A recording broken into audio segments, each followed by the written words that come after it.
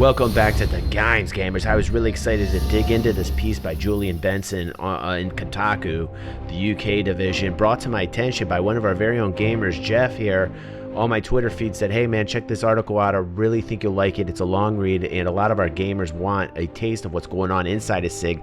Another post on our Facebook fan page from EMP. So this is a very hotly debated topic because a lot of people do want to know what's going on inside of CIG. Not just the development of the game, the transparency of the game, and what's going on with the development of it, but also, you know, what's going on with the personalities inside CIG. How are people meshing? What's going on? You know, there's a lot of fighting, the drama, the entertainment, maybe some Big Brother stuff happening. And the biggest thing I got from this article was about an enterprise that starts by a vision. And I really want to get people to understand here the whole process behind what it takes to build a community, because this article pretty much is presenting the frictions between different personality types and how difficult it is to really get everybody on the same page. It has a lot to do with leadership. It has a lot to do with management, and people don't get that. People just kind of look at the very basics of just, you know, the tech and what the tech's capable of, and, you know, just the design of the game and the little bits and the zeros and the ones. And that's really important. Of course it is.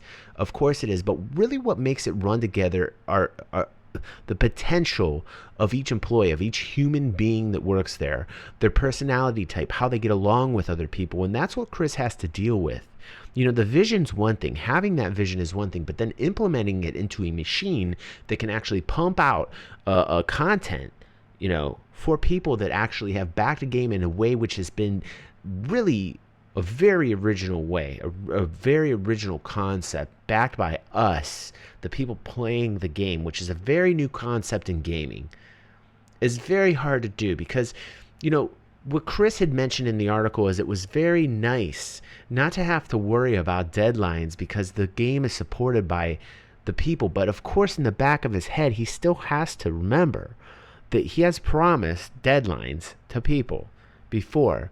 It's much more lax now, and you've got a lot of people who are kind of upset that it's taken this long, but you also have a lot of people that are very hardcore citizens who don't mind that this is taking as long as it is, that understand the process that it is involved to make what it is that we are all playing. Each little piece and part kind of starting to form together to make itself into a bigger game finally now.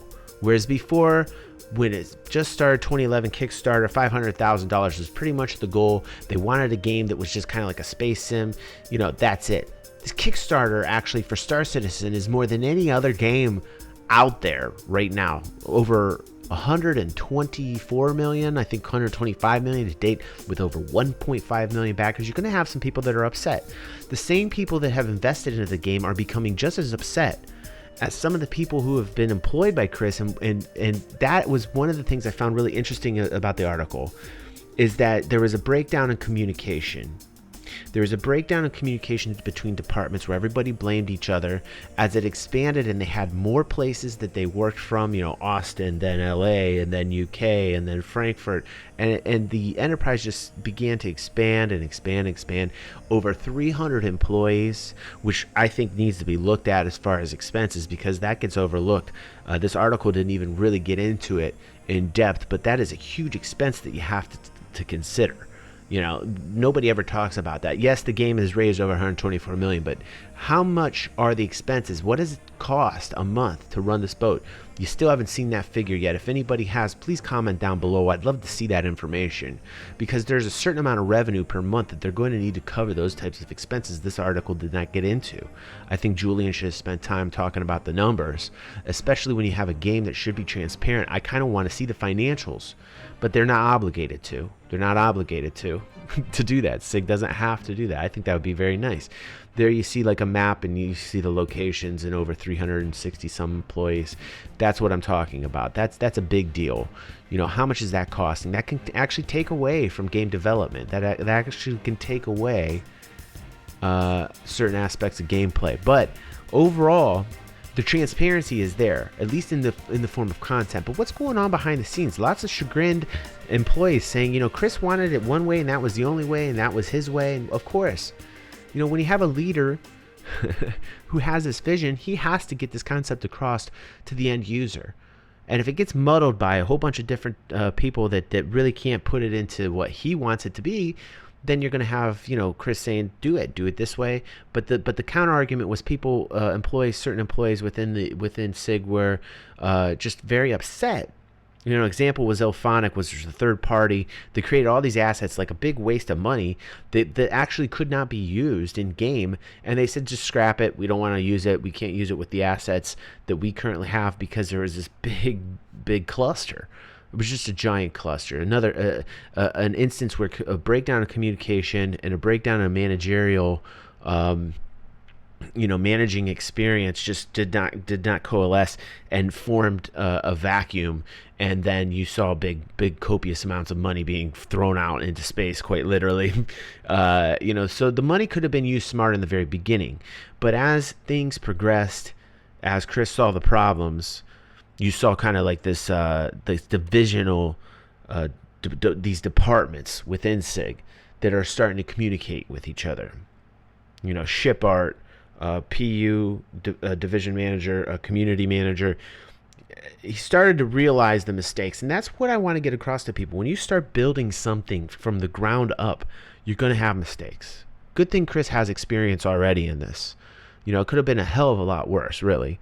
But there's a lot of this in the article where it doesn't acknowledge the fact that there is a very, very dedicated base of citizens that don't mind waiting another 4 years, 5 years.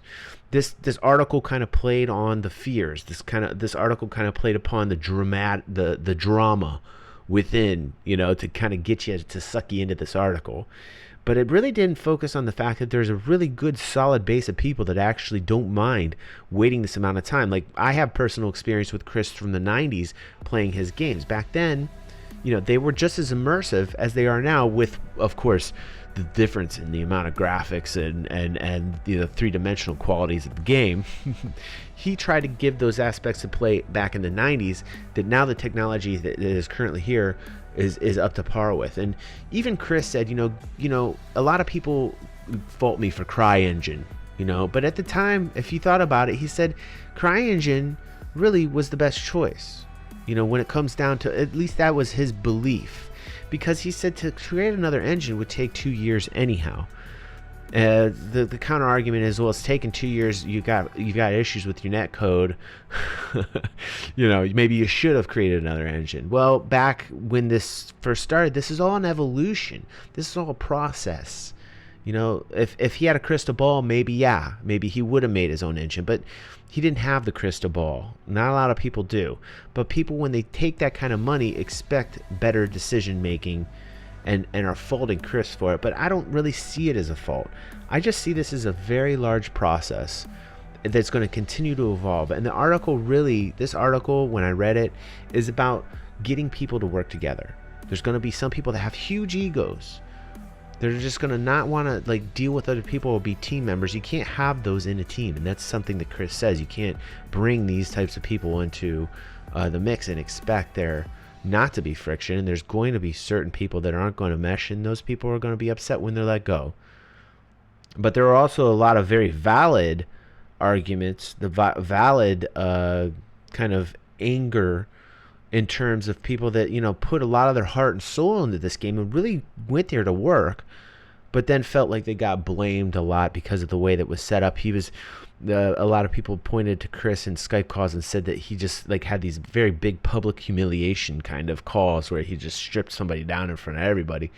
But, I think it's important to talk and to communicate. If I was in a situation where I was one of those employees, I'd say, Chris, you need to look at your management. You need to look at the communication here because it's not working. There's a breakdown in the actual system.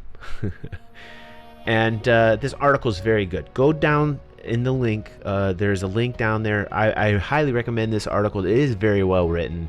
I think it's a little bit more biased towards, a lot of the problems versus the solutions. But, I think overall, very well written, in-depth article. It's a big read. It's worth it if you want to know what's going on inside of the brain of Chris and what's going on at CIG currently. It seems like things are evolving to the point where people are starting to talk more, and a lot of people feel more comfortable there. A lot of people that are there now that have been there from the beginning say a lot of this is just overblown. You know, a lot of this kind of like drama is way overblown, and it's not nearly as big as what you've been told, Julian. So, and I kind of go along with that, because this is going to take a long time. This has evolved from a space sim game at 500,000 to now kind of like an everything game. And that is the biggest challenge of Star Citizen. At what point do you just finally say, okay, we got to draw a line somewhere. This can't be everything. You know, and you know, as a gamer, I want it to be everything, but I also have to be realistic and realize that there's going to be some elements of gameplay that could actually be added on later. It doesn't have to happen right now. Currently, as it stands, I think Squadron 42 comes out end of this year, maybe beginning to mid next year. And then, you know, the complete Star Citizen Persistent Universe as intended, probably not till 2018. And even if it were to take longer, me personally, I wouldn't mind. So go check out the poll also below the article. There's a link. I'm curious to see what you guys think. There's two simple answers to this poll. One is, yes, I can really wait for this game to come out as long as need be, or no, I would rather have this game out as soon as possible. So those are the vote down in the poll. I'm really curious to see what the results are of that poll. And thank you again for watching here on The Games. You can't really find a community this very involved and really supportive of one another. Very positive here. It's really great to read the comments. And thank you, Jeff, and thank you, EMP, for sharing this article with me. I found it extremely insightful. It gave me a better idea of what's going on in the inner workings, and I'm still happy. I'm happy. I mean, this game is really just mind-blowing. It's very transparent in forms of content. They might want to bring out a little bit more of like, and I think they are.